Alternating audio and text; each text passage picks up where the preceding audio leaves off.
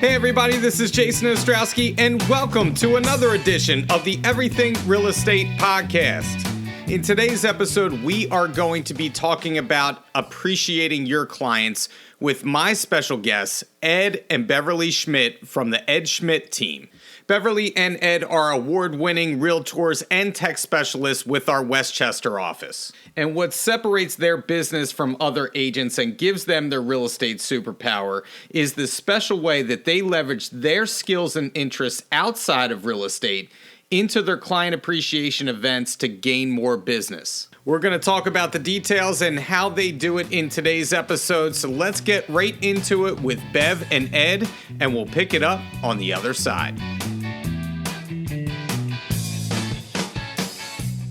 Okay, we're here today with Bev and Ed Schmitt from the Ed Schmitt team. They are based out of our Westchester office, and today we're going to talk about client appreciation and leveraging that for your business. So, Bev and Ed, how are you today? How are things out in Westchester? Hey, Jason. It's a crazy market, as we all know, but doing well. We're both doing well and enjoying real estate. We were talking off camera to start about how crazy the market still is and kind of uneven in a lot of ways. I think that kind of ties into our subject today because, it's all about prospecting, marketing, making sure that you're consistent in what you do in order to stay consistent in a crazy market. And so I want to start by saying that there are many ways to build a business and gain clients. And we've talked a lot about those different ways with the podcast. And we've spoken about, cultivating your sphere, cold calling people, farming, buying leads online, networking, hosting open houses. But both of you have built a strong business by leveraging your client appreciation events. So my first question is, what led you to focus on your client appreciation to drive your business? And Ed, I'll start with you on this one. Yeah, Jason, I think, in the beginning when we first kind of got started in real estate, it was how do you build something? How do you create something? And the thought of buying leads and trying to do that really didn't make sense. So we started off by thinking, who do we know? So we put together a list of maybe 100 and so people that we would consider our sphere and said, what can we do that would be a little bit different, a little bit more unique than maybe what other agents are doing? How do we let people know we're in the business? And so we started to think about putting together some client events, and we kind of leveraged it off of something we had done in our neighborhood, which was kind of started off many years ago as kind of a neighborhood block party. And then over the years, it kind of devolved into, it almost didn't happen. And we thought, well, maybe we could just kind of kick that back off and launch that again and use that as our business to put people that are in the neighborhood, people in our sphere, invite them to what we called sort of a client appreciation party, although maybe they weren't clients in the beginning, but they were prospective clients. Well, we always knew that building our business was going to be about who do you know, and not whether they want to buy or sell a house, but who do they know? So leveraging off of those friends and family to have each of them spread our message that we were now in the business, and to please keep us in mind if they know someone who is looking to buy or sell a house.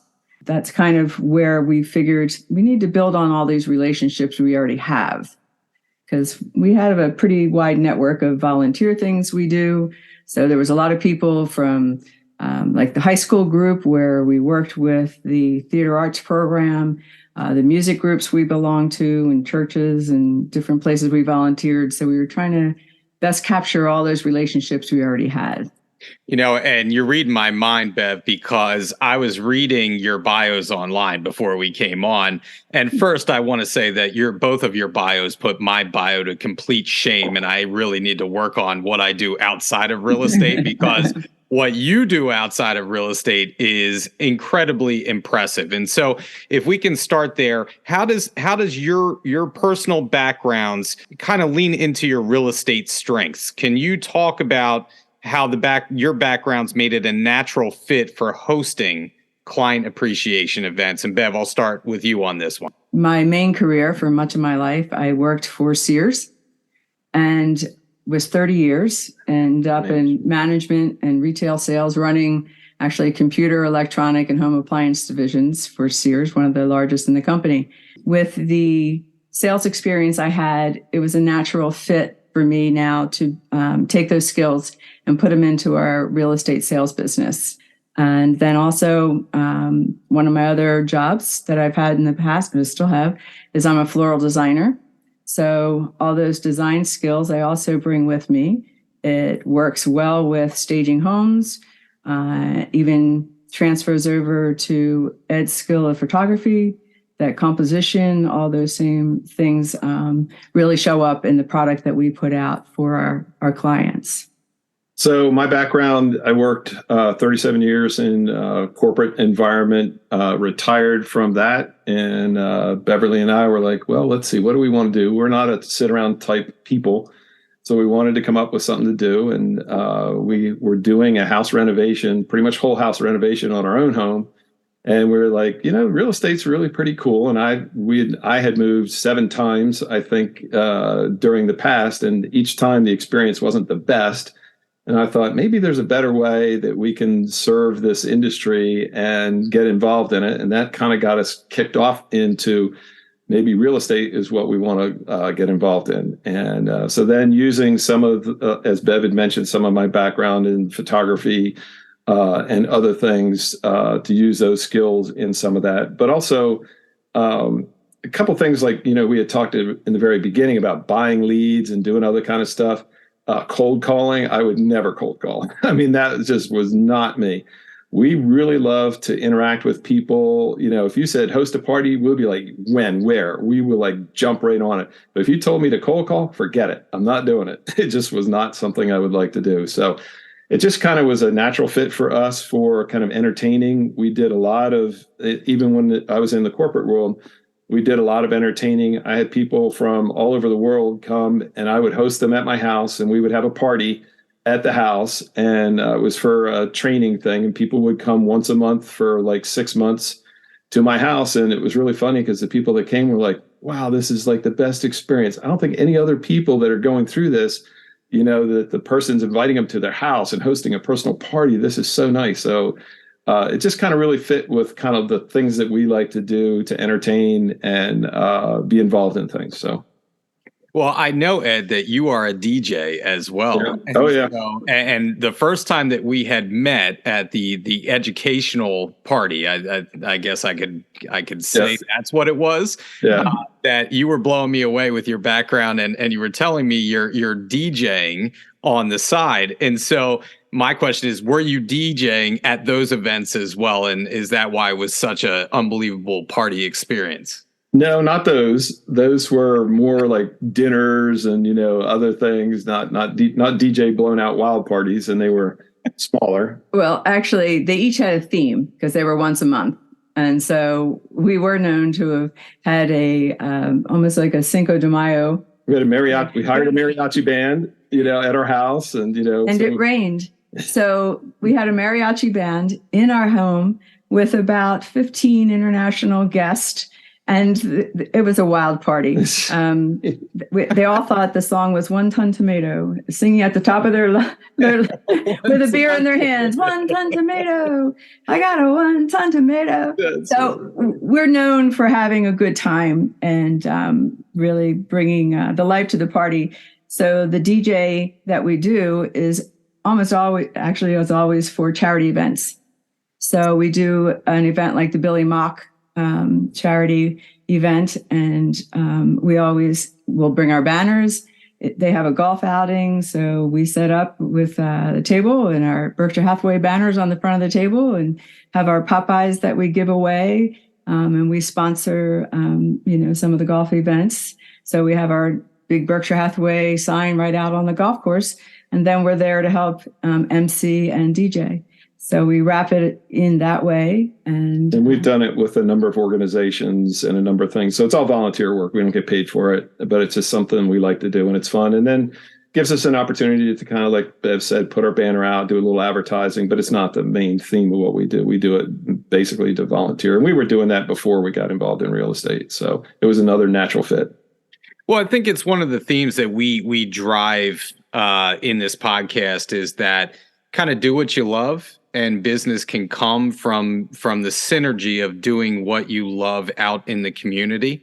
Sure. And I think you both do it to perfection. And it certainly sounds like, with the relationships that you have built in doing something that you care about has led to success in real estate for you both, right? And the other thing is, you definitely, as you mentioned before, are two people that strike me as people that do not like to sit idly by and do nothing with their time. You're not sitting around watching Netflix all night, right? You're out there actually doing stuff. And I think we need to be reminded that, get out there and just do things, an action will lead to a reaction, right? And your actions are leading to a reaction in terms of your business. So, when you started hosting these appreciation events or just being out there doing things in the community, like you mentioned, was there a lot of trial and error at first when you started to do these events, or was it kind of you already were doing them and you kind of knew what you were gunning for? How did that go when you started in real estate? I think, that's a great question. And fortunately for us, Jason, it was a natural fit for us. So it wasn't like out of the realm of things that we were used to doing. So it came pretty easy. I could see that, somebody's maybe not done that. It could be something that they could be, upset or nervous of how do I do this, whatever. But, you always learn from everything. Every experience, everything you do is a learning opportunity. And, if it doesn't go right the first time, then it'll get better the next time. So you just keep learning and keep doing. And our events have gotten better and bigger, as time has gone on. So I think it is a natural fit, like Ed says. But as far as whether people would be overwhelmed, they sometimes think, well, how am I going to get people here? Or, what if nobody shows up and things? And it really is not about who actually comes to the event, but the opportunity that having the event presents to us to be able to reach out to people. And as I've told you, if all the people that I invited to our 4th of July event actually showed up, I'd be in trouble because there's not enough space for them, not enough food for them. But they are so happy to be included and to get the invitation. They'll send us a note saying, I'm bummed I can't make it this year, but thank you for thinking of me. And so it consistently gives us the opportunity to reach out to people and follow up with them. Sorry you couldn't make it. How are things going? It gives us the opportunity to make those phone calls that in real estate we're all supposed to make to stay in touch with our clients and our sphere. That, as Ed said, making phone calls for us seems to be tough. So it kind of gives us a softer bridge to have that opportunity to reach out to people. You have a reason to call. Right. And, even though I said I don't like cold calling, I don't even really like making calls unless I have something, I don't want to just, hey, just checking in, how you doing? It's a lot easier if you say, hey, we're having a party on such and such, or we're doing this event, whatever. Just wanted to invite you, let you know, whatever. And as Bev said, a lot of times people can't make it, but you can make a call to invite them. And if they don't show up, you can make another call that said, hey, sorry we missed you. It was a lot of fun. Hope to see you next year, whatever. So there's multiple touches that you can do based on any event. And even if very few people show up, they're not going to know how many people showed up. They're going to appreciate the fact that you included them, that you thought about them. And the whole thing, as Bev had said, the whole thing is to leverage off of them and their relationships so that you're top of mind. When somebody says, oh, I'm thinking about buying or selling a house, they're going to say, oh, I know somebody. And they're going to pop right off the top of their head because you're in constant contact with them. I think that's the beautiful thing. If there's one takeaway from this podcast that I see right away, it's that, like you had said, Bev, it's not about the number of people necessarily that come to the event, because you'll get people. You're not going to get all your people, but you'll get people. But then, as you said, it's about then following up with a phone call and giving yourself the opportunity to have something to talk about, because often as agents, I feel like we get in our own heads about calling our clients and what do we talk about? And we've talked about on the podcast before about the Ford questions that Ninja talks about, right? Family, occupation, recreation, dreams. But it's not always a natural segue for people to put that into a conversation. This gives you a concrete idea to talk about with a client when you call before the party, as you said, Ed, and also to call after and say, we missed you, maybe catch us at the next one. And it's a great way to follow up with people. So it's not always about the event itself. It's about what can follow up and happen after or before the event leading up to it. So Jason, if I can add just one thing to that too, is that, if you have people in your database, maybe past clients, people in your sphere, whatever, and you haven't been making phone calls to them for a long time, it would be really awkward for you to call out of the blue and ask them some Ford type questions versus you're calling them out of the blue. Hey, we're having this event this year. We'd like to invite you. That's a lot easier than, oh, hey, how are you doing? And they're like, why is this person calling me? I haven't talked to Ed in 2 years, whatever. Why is he calling me now? So it is a lot easier when you have that subject and topic to be able to engage them in. That's very true. And yeah, that would lead to an awkward conversation. You do have to follow up with your people more than that to have an effective conversation with the forward questions. So how many events do you host a year? So is there a sweet spot for the both of you for the number of events you try to do, or can they happen too often? Do you go to the well one too many times? Is there kind of a number that you try and stick to? Yeah, we've been 2 primarily per year and maybe a third depending. One, we do a 4th of July party, and that's a pretty big, event. We invite a lot of people. Attendance is maybe between 80 and 100 people to that event. And then we do a pie party at our house in Thanksgiving. Those are the 2 primary events. And then we've kind of put things in, here and there where opportunity comes up. And one was a shredding party that we did that was at the office, actually, and leveraged, multiple agents to keep the cost down. And that event was I think it cost us like $30 or something for, to spread it across a number of agents. And then the shredding company came, and that was a huge success for us. We had quite a few people turn out. People were really looking forward to it. I think they're like, when is the next one? One of the things that we do like to do is about the invitations. So people are like, well, how do I get the word out about the party and such? So one thing that Ed and I also like to do is video work, and we do video invitations. So again, we're putting our face out there, not just another email. People, we all get, deluged with all the newsletters now that everybody is pumping out. And so when they open our invitations and there's the 2 of us waving at you saying, hey, it's 4th of July is coming up. This is the time and date. Looking forward to having you come. Then we get even reactions from that. Love your videos. I'm looking forward to it. Sorry I can't make it. Or people will call us. They'll call us. Hey, just got your invitation. It's great. Thank you. Whatever. Love the video. So yeah, that's a lot of fun.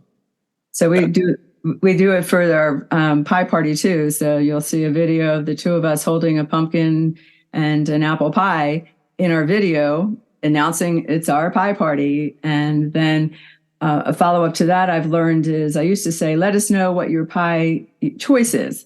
And our clients do. They start looking forward to it now, saying, okay, they'll send me a note even before the invitation comes out. Put me down for a pumpkin this year. But I stopped putting that in a reply because then it gave me the chance to call. It's like, okay, I'm calling to see if you can make it. And do you want an apple or a pumpkin? We, keep it simple to those 2. And so that's given me that oomph that I needed to make that phone call.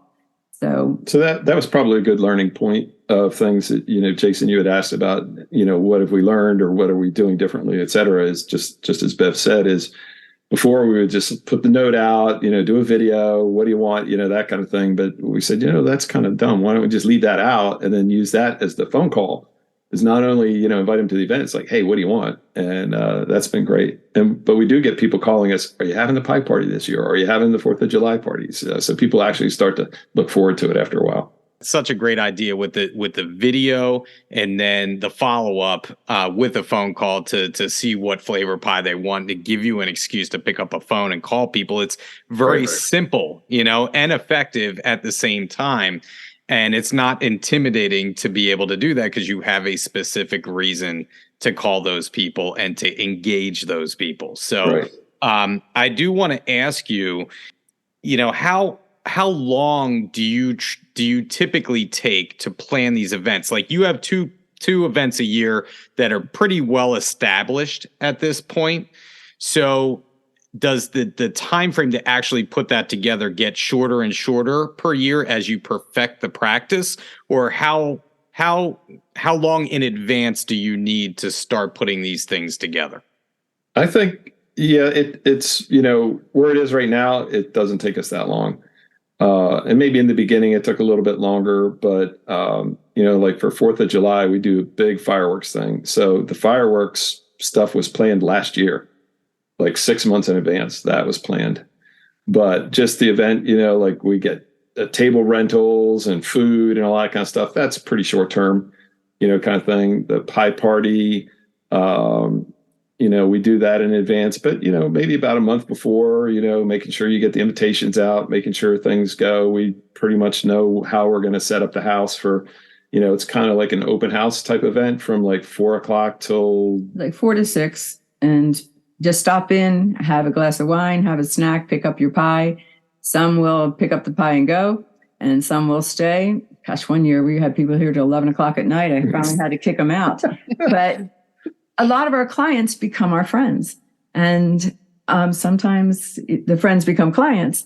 But we seem to adopt a lot of our clients. Once we sell them or help them buy a house, we just hang on to them and we stay friends. And that's been a nice benefit for us, that we just kind of hold on to you, and they still become our biggest advocates. We have somebody right now who's telling us, I can't wait to just put you on every place we can to tell you what a great job you guys have done. And we're going to give you all the referrals we can and such. And I said, well, that's really nice to hear, because we do all of our business by referral. And so it's only by, our satisfied clients that we're doing as well as we are. Well, I think that's the best testimonial that you could possibly have, right? It's somebody else telling people, raving about you and what a great job you do. And for people to stay at your house until like, say, 11 o'clock at night, again, you must put on a mega party, because I might need to see one of these firsthand, because you have all these people that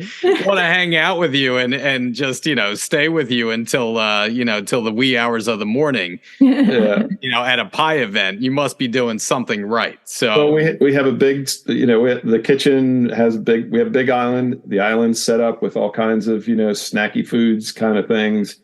We have wine, we have beer, we have other stuff. And then we have sort of a unique kind of house in terms of the content. It's like we collect antique machines, phonographs, music box, antique radios, that kind of stuff. So we have antique music box in our foyer from 1896 that plays. Wow. Takes a 27-inch disc. So we do a whole tour from one room. Then one room is all phonographs from the turn of the century into the 20s. And then another room is radios from the 30s. And, people are asking questions, and do they work? And I play them, and we do that. So it's kind of like a whole little tour event kind of thing. It's kind of fun when, people that are new clients that show up, and they're like, oh, wow, what is this? I said, they say it's like a museum. I said, yeah, pretty much. So we have a lot of fun with that. So it's a wine and museum tour with a pie as you leave. I was just going to say, you're curators at this point. Yeah, yes, a pie at the end.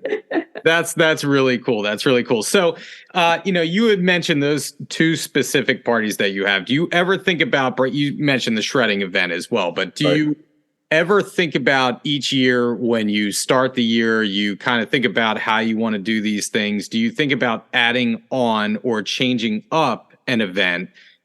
Is there anything new that you're working on that you kind of want to tweak this or that as time goes by? Yeah, we had talked about, I like a lot of people do like an ice cream kind of party, go to an ice cream place. We had talked about doing that a couple times, but we never really pulled the trigger on it. What we really found is we, as you saw in our bio, we do classic Corvettes, and Ed and I each have several.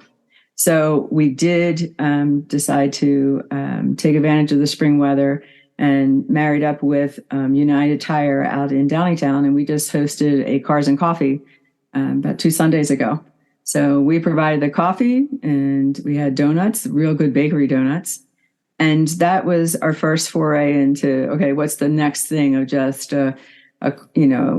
something that taps into another one of our spheres and, things we like to do that makes it easy. And we go to Cars and Coffee every chance we get on a weekend.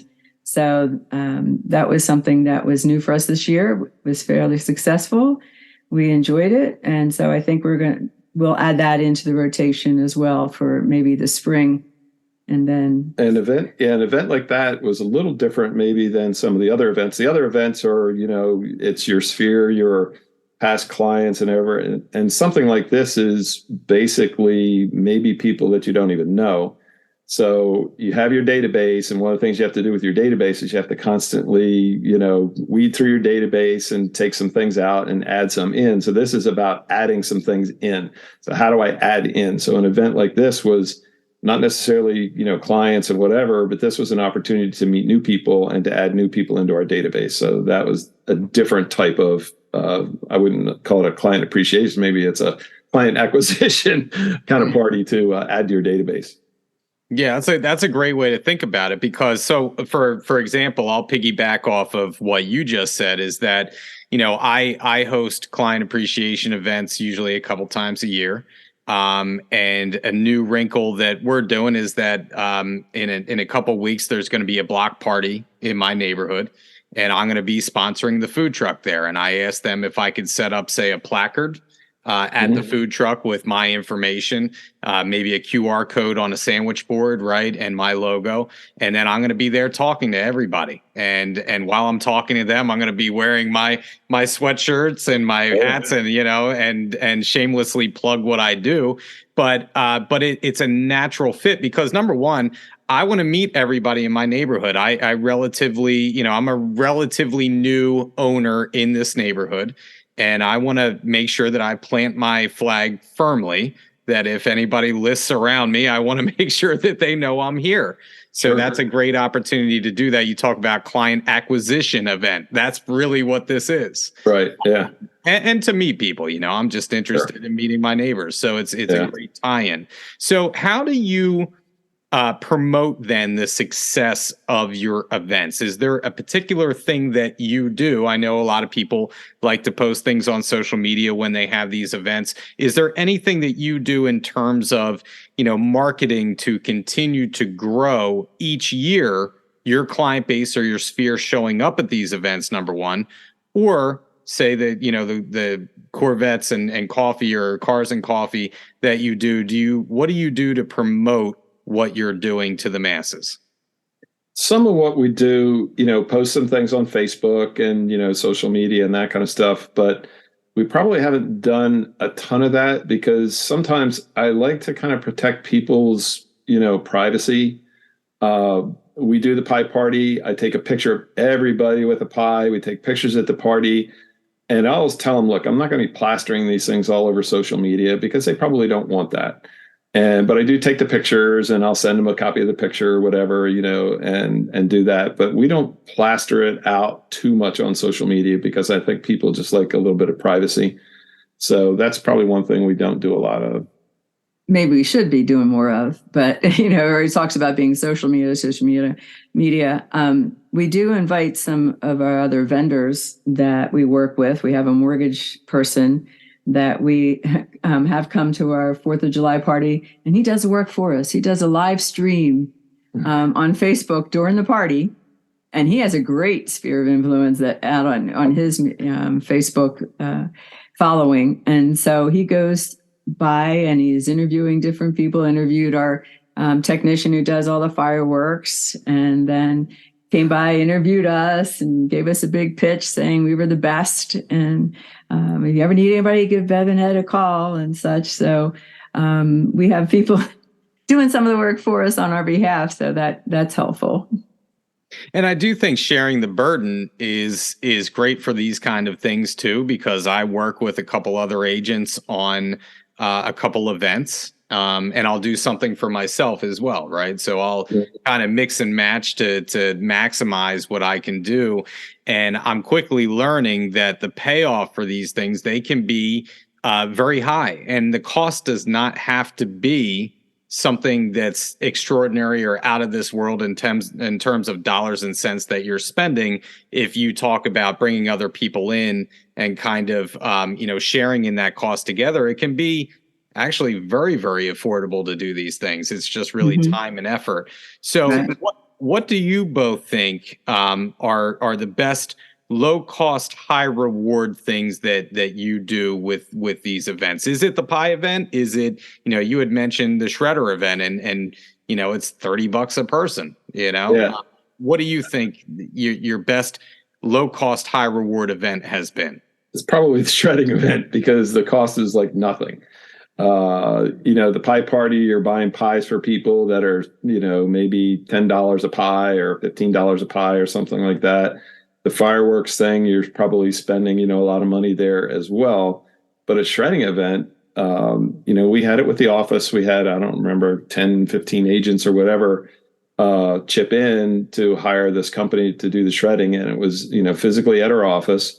We set up a tent. We brought a tent, set it up. We had our... It was a drizzly day. It was like a little drizzly, but we set up a Ed Schmitt team banner. We had all of our Popeye gifts like on the table. And as people pulled up, they pulled up to the thing. I would take the stuff out of the trunk of their car, hand it to the guy. He would put it into this bin, and then it would go through the shredding.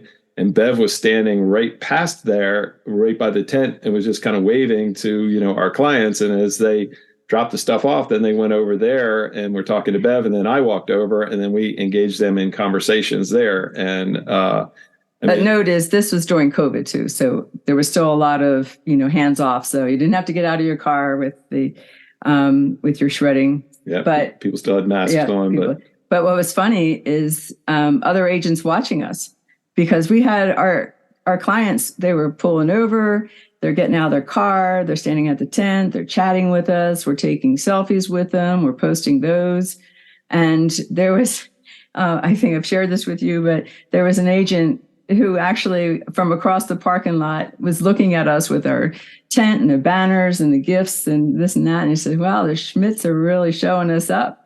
And I said, nope, the Schmitt team is showing you how. And they said, yeah, okay, I get it. So you can do exactly what we're doing. It's not magic. It's not, something maybe unique because others weren't doing it. But like I said, we had Popeye gifts. So we had a gallon of windshield washer fluid with a tag that said, if you would like a clearer view of the market, give us a call. Yep. And we had a number of different Popeye gifts that, we were giving out to people. And of course, like I say, it's a free thing. They'll come, and I'm telling you, people, I think we put in the thing, like try to limit it to like maybe 2 boxes. So we had people show up with a whole trunk full, it's like, and one person said, I've been saving this for the longest time since I got your invitation. I collected everything everywhere in my house, and I just brought it all. I said, well, it's fine. We'll, don't worry about it. We'll take care of it. But, people really did appreciate that. So from a cost effectiveness standpoint, it couldn't be more cost effective than that. It was like $30 or $35, whatever it was, very inexpensive. And then you're giving away a Popeye gift that's, $2, $3 or something like that. You can't get any lower cost than that for an event that people really appreciate. And you get that face-to-face time, right? Or in that case, it was mask to mask, I guess, because it was COVID. But I think you hit upon an important point too. You're very strategic with what you're doing. Yeah, you're having the shredder event, but then you're going beyond that and having, the Popeye there. Kind of what you want to do. You have some creative ideas. And by the way, I'm a sucker for a good pun. So I like what you did with that. But we always need to think in these terms. My head is always kind of spinning with, different ideas that I want to employ. And sometimes my wife's like, yeah, that's really dumb. I think I have a great idea, but I think that's the beauty of having also a spouse that is in the business as well, that you can bounce ideas off of back and forth. All right. Yeah. So last thing I wanted to ask you before we get out of here, Ed, and this is a very, very serious question. Since I want to go back to your DJing days. So if if I'm hiring you for a party, do you have a DJ call name? Do you have like is like DJ Easy Ed or something? Nope, like that? nope, No. It's Keep it pretty simple. I thought I was gonna. Yeah, no. Actually, my son, he does, DJ work with the equipment that I have. So I have a really nice professional equipment rig. Mine's pretty low key stuff. It's like I go to an event, and what's the theme of the event? What do you want to hear? And I'll play some music and we'll MC. We have, wireless mics and, a headset mic, that you can walk around and talk and do those kind of things. But it's kind of like a low key kind of thing. My son, on the other hand, he's up there, doing all the mixing and, he's going crazy with it. So he does that. Mine's pretty low key from that standpoint. Well, fun fact, I actually tried to DJ, I think twice in my life. I got hooked up. I don't even know how it happened. I got hooked up with a guy who did DJing events. And I was the guy, I was like the apprentice trying to learn about the business. And he had me blowing up like blow up guitars and other different things and throwing them out to the crowd. And I was like, you know what? I'm just going to stick with real estate. And that's how it's going to be. It was too late. So it was past my bedtime. I wasn't really staying up all night. So that's my quick DJing story. We did a DJ. What was the one we did at Hershey's Mill? Who was that for?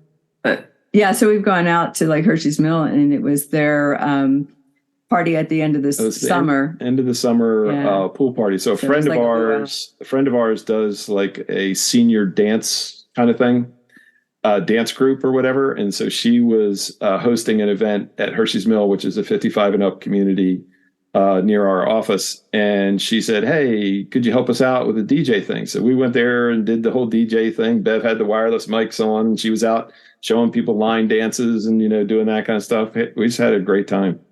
That's awesome. Yeah, we do the Polish festival down in Wilmington.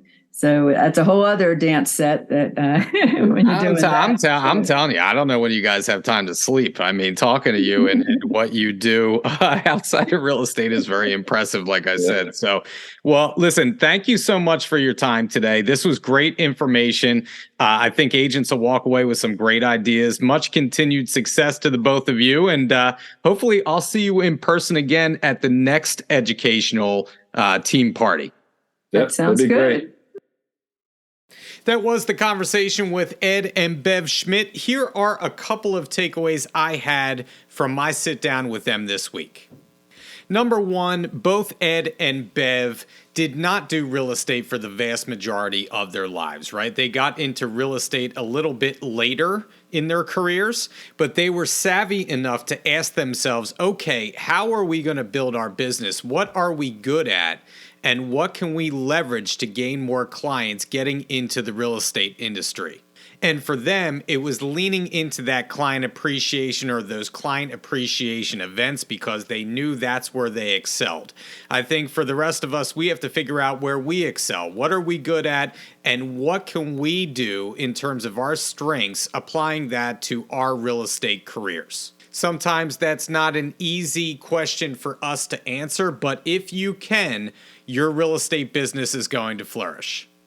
Number two, and I think this is part of the brilliance that Ed and Bev applied to their business, is that, yes, they have these client appreciation events, but it gives them an opportunity with each event that they hold to call their clients before the event or after the event. Either way, you now have a purpose to reach out and call that client. It's simple, strategic, and effective, and that's what Bev and Ed have accomplished and mastered with their client appreciation events.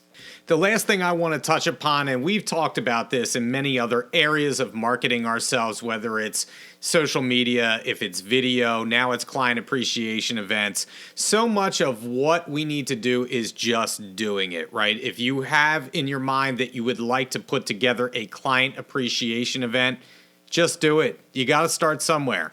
And the first year that you have one of these things, you may not get a lot of people out to the event, but you can build on that in every successive year. and your clients and friends start to look forward to these things every year that you have them. So get out there and start doing it. And if you have a great creative idea, but you're worried about the cost, ask some of your colleagues to go in on the event with you. Number one, you'll get more people out to the event. And number two, it will help mitigate the cost for you by bringing other people in. You can minimize the cost, and it's win-win for everybody involved.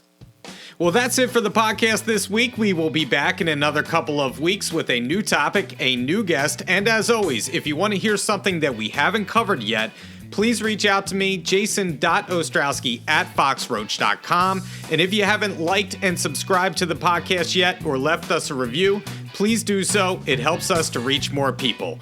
Once again, this is Jason Ostrowski saying stay safe out there, stay selling, and we'll catch you on the next episode of the Everything Real Estate Podcast.